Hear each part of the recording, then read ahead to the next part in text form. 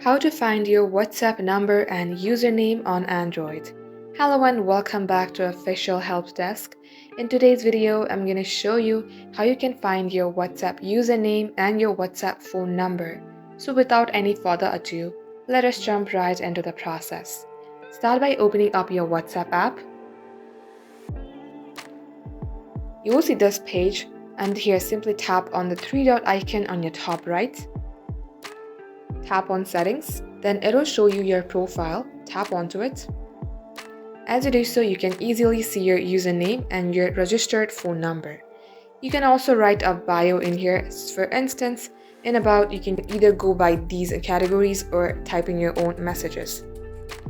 Once done, tap on Save. And this is how you can do it.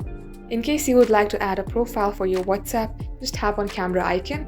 Then it will open up your gallery section. From there you can choose whatever photo that you would like. And that's how you can do it. So that is all for today's tutorial. If you would like to see more videos on this topic, then do comment down below and we will get back to you soon with more tutorials like this. In the meantime, what you can do is like this video and subscribe to our channel.